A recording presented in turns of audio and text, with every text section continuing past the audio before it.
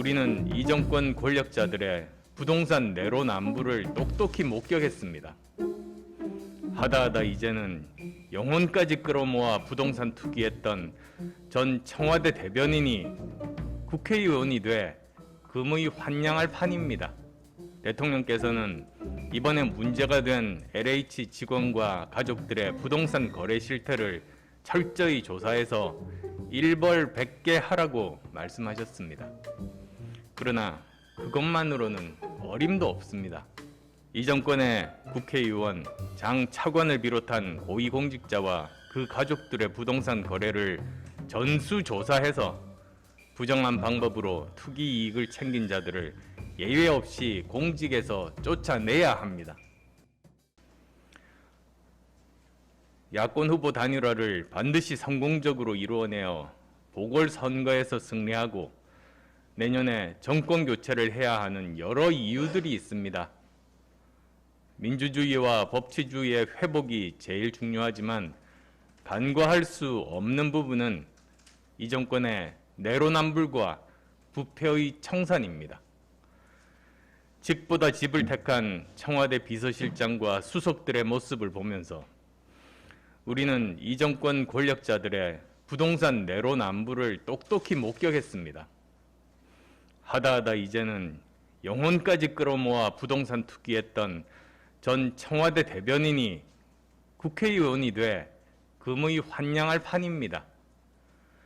집 한 채 가진 사람도 투기꾼으로 몰고 수많은 국민을 벼락거지로 만들었으면서 자기들끼리는 도대체 뭐 하는 짓입니까? 윗물이 이렇게 썩었으니 진동하는 썩은 냄새에 아랫물이 성할 리 없습니다. 원래 큰 도둑 하나가 생기면 주변에 작은 도둑 여럿이 설치기 마련입니다. 이번에 문제가 된 LH 직원들의 3기 신도시 땅 투기 문제가 바로 그 예입니다. 어제도 말씀드렸지만 거듭 문제의 심각성을 지적합니다. 성과급 빼고도 6, 7천만 원이나 하는 연봉이 모자라 땅 투기까지 한 겁니까? 개발 정보를 빼내 땅 투기하면 그것은 분양 원가에 반영돼 고스란히 국민의 부담으로 돌아옵니다. 그런데도 태연히 그런 짓을 할 정도로 이 정부 공기업 직원들의 도덕성과 윤리의식이 땅에 떨어진 이유가 무엇이겠습니까? 바로 이 정권 권력자들이 썩었기 때문입니다.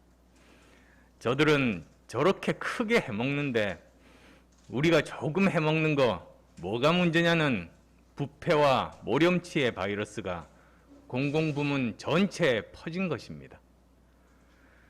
문재인 대통령께 강력하게 요구합니다. 대통령께서는 이번에 문제가 된 LH 직원과 가족들의 부동산 거래 실태를 철저히 조사해서 일벌 100개 하라고 말씀하셨습니다. 그러나 그것만으로는 어림도 없습니다. 주인인 국민의 생선을 삼킨 못된 고양이들을 끝까지 찾아내 먹은 것은 남김없이 토해내게 하고 다시는 영원히 생선 가게 근처에 얼씬도 못하게 해야 합니다. LH 직원에 대한 조사와 처벌만으로는 이런 문제를 뿌리 뽑을 수 없습니다.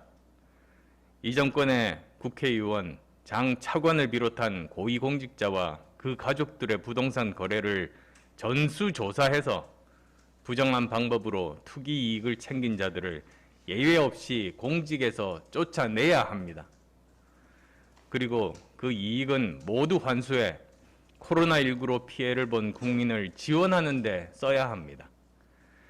대통령의 부동산 불로소득을 절대 용납하지 않겠다는 말이 진심이라면 그렇게 지시하시리라 믿습니다. 온 나라 안에 썩은 냄새가 진동하고 있는데도 오히려 부패 척결을 어렵게 하고 국가 사법 기능을 형해화하려는 해괴한 짓이 벌어지고 있습니다. 바로 검찰의 수사권을 완전히 박탈하고 중수청이라는 황당한 조직을 만들려는 여당의 책동입니다. 힘으로 찍어내려고 해도 안 되고 징계해서 쫓아내려 해도 안 되니 이제 아예 검찰이라는 집 전체를 불태워서 윤석열 총장이 아무것도 못하게 하려는 비열한 짓을 하고 있는 겁니다. 결론부터 말씀드리겠습니다. 저는 대한민국 70년 사법 체계를 오직 정략적 이익과 사감 때문에 통째로 와해시키려는 검찰 수사권 박탈에 결단코 반대합니다. 지금 친정권 검사들이 자신들의 범죄 의혹 사건을 줄줄이 공수처로 넘기라고 아우성치고 있는 상황에서 검찰의 수사권이 없어지고 중수청이 생기면 그곳은 범죄자들의 안식처이자 권력자들의 치외법권 지역이 될 것이 자명합니다. 지금도 심각한 부패가 더욱더 창궐해 윤석열 총장의 말처럼 대한민국은 부패 망국의 길로 갈 것이 불을 보듯 뻔합니다. 문재인 대통령께 묻습니다. 인권 변호사 출신으로서 법률가의 한 사람으로서 진심으로 검찰 수사권 박탈이 인권 보장과 사법 정의 실현에 도움이 된다고 생각하십니까? 검찰이 그렇게 밉다면 왜 윤 총장께 살아있는 권력에도 엄정하라고 당부하셨습니까? 추미애 장관은 경질하고 윤 총장은 유임시키면서 하신 윤 총장은 문재인 정부의 검찰총장이라는 말이 진심이었습니까? 그런데도 윤 총장이 직을 걸고 맡겠다는 검찰 수사권 박탈과 중수청 설치를 밀어붙이는 이유가 도대체 뭡니까? 대통령께 마지막 남은 양심이라도 있다면 권력자는 면죄부를 받고 범죄자는 활개치고 대한민국 사법체계를 산산조각 낼 중수청 설치를 당장 중단하기 바랍니다. 도대체 이게 나라입니까? 무법천지입니까? 국민 여러분께도 호소드립니다.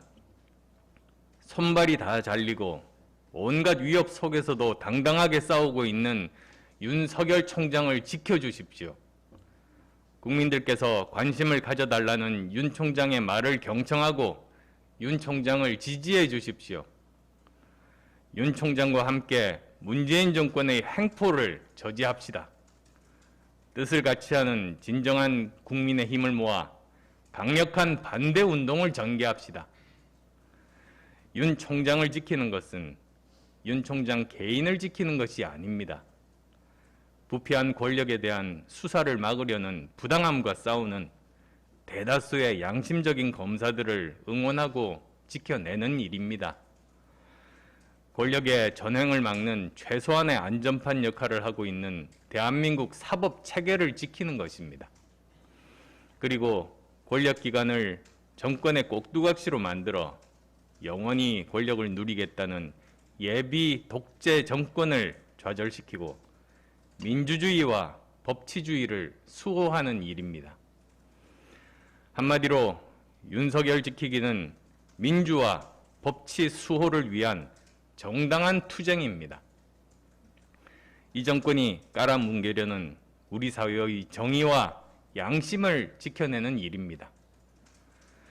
여러분이 지금 윤석열 총장을 외면한다면 정권의 다음 목표는 비판 언론이 될 것입니다. 그 다음은 문재인 정권에 반대하고 야권을 지지하는 국민이 될 겁니다. 최종적으로는 민주주의와 법치를 바라는 이 땅의 모든 국민이 탐욕에 가득 찬 부패한 권력에 짓밟혀 희생될 것입니다. 부패한 권력에 대한 국민의 심판은 시기를 놓치면 돌이킬 수 없습니다.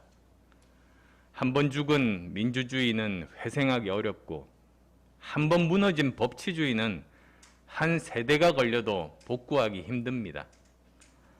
오늘 윤석열 총장을 지키고 4월 7일 문재인 정권을 심판하지 못한다면 역사는 2021년을 민주주의 암흑기 원년으로 기록할 겁니다. 그런 부끄러운 역사의 방관자가 될 것인지 아니면 민주주의와 법치 수호의 주인공이 될 것인지 이제 국민의 선택만 남았습니다.